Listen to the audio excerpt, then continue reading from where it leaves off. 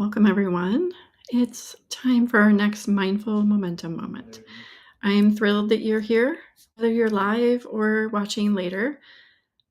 I'm just glad that you're taking this time for yourself. So, if you happen to be live, say hello. If you're watching the replay, whether it's on Facebook or YouTube, I'm streaming in both locations. Put hashtag replay and say hello. Today, we're talking about the definition of these two words and how it relates to your momentum in your business or in any goal for that matter. So here's a question I want to start with. How often do you trust the completion of something by someone who says they're going to try? If you ask your child or your partner or spouse to do something, or even a colleague, and they say, I'll try, how much confidence do you have in that person? Do you trust that they will get it done? Do you think it will be successfully completed? Just pause and ask yourself that. How often do you trust someone who says, or I should say, how often do you trust the completion of something by someone who says they're going to try? So I have a few examples. One relates to my family. I often have my children tell me they're going to try to do their laundry or try to clean up their room.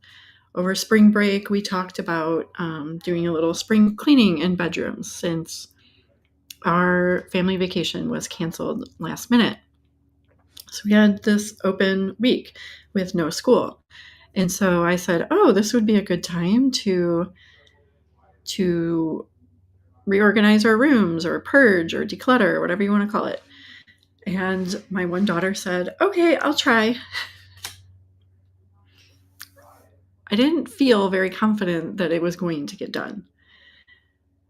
I've also experienced this in my business as a coach.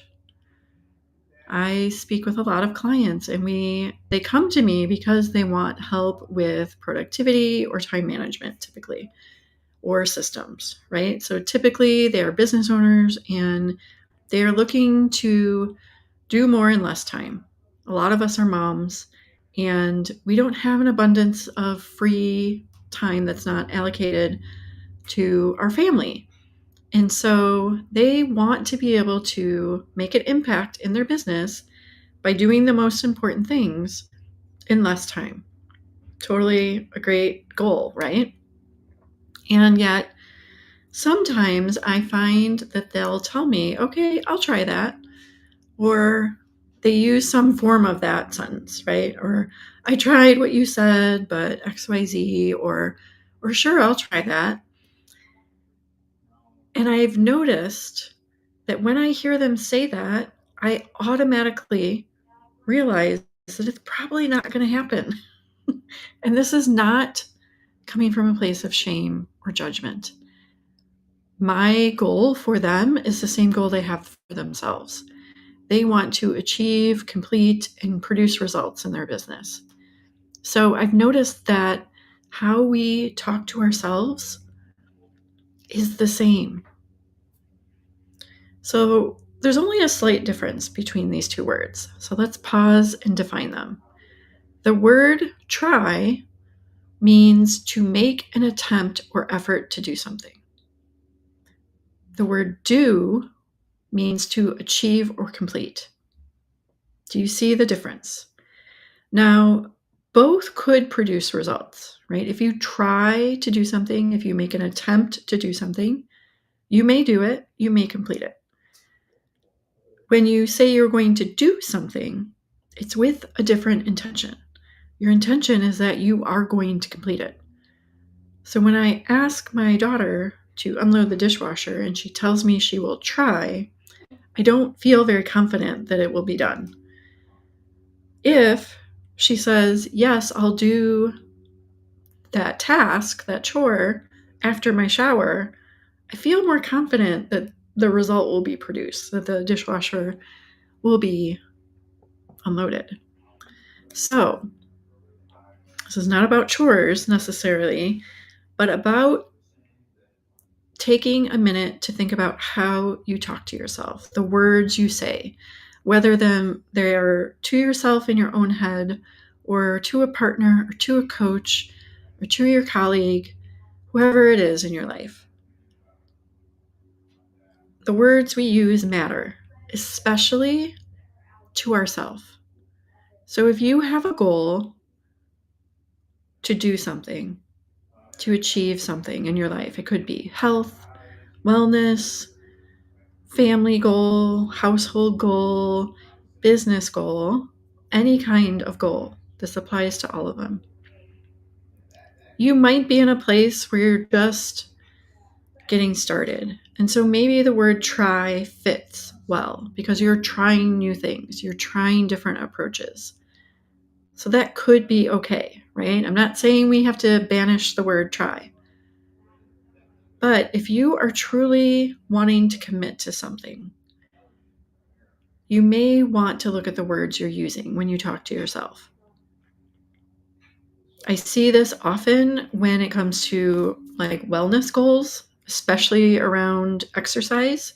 And I'm not like a fitness coach by any means or a health coach, but sometimes these things work into our conversations in my Time Freedom Simplify program because we are trying to find or allocate time to things that we want to do. And a lot of the time, especially people in my world, because we're, middle-aged women typically, we want to exercise more. We want to move our body. We want to stay healthy. We know that that is important. And so one way that our brain kind of stalls us because it might be uncomfortable, right? Our brain is programmed to keep us safe and comfortable, or to keep us safe. And part of that is being comfortable and not doing new things, risky things, things that are outside of our comfort zone. So your brain may tell you it's going to try to exercise this week. You're going to try to take a walk in the morning. You're going to try to do that one time this week. And when you tell yourself you're going to try, how does that turn out for you? It's a sneaky way for your brain to not fully commit to doing the thing because of a whole bunch of reasons, right? It's the fear of failure. It's the fear of being uncomfortable. It's the fear of doing something new. It's the fear of letting yourself down. So if we tell ourselves that we're going to try, it's kind of an out. We can say, well, I tried, but it didn't work out. Or I tried, but this happened, right? It's a sneaky way for your brain to not fully commit to doing the thing, but most importantly, not commit to yourself. So if you are ready to commit to yourself and to the life or the business that you truly want, my invitation or encouragement is that you really look at the words that you're using when you talk to yourself. Experiment with different words. Maybe there's something in between try and do, but what we say to ourselves matters. It really, really does. Because I have seen from experience women in my life, clients in my life, family members in my life tell me they are going to try something, and that doesn't usually play out the way they want. And this is all about you and what you want. It's not about me making you do something you're not ready to do. But if you are ready to do it and you're tired of trying and failing or trying and not doing it, saying you're going to do it and not following through, I strongly encourage you to look at the words you use. That's where we're going to leave it for today. But if you have any insight, any feedback, any takeaways or breakthroughs after listening in today, I encourage you to post it here. When we write it out, it solidifies in our brain. And so that can be one step in the direction that you want to go. So post your takeaways here. If you have any questions, you need anything at all, you can put it in the comments, whether it be on Facebook or YouTube. I'm not seeing any comments show up in my BeLive streaming app. So if you were here and you said hello or asked me something, I'm going to go log off and follow up with you because I'm not seeing it at the moment, but I'm here for you. You can post anytime on Facebook, on YouTube, and I will be sure to follow up with you.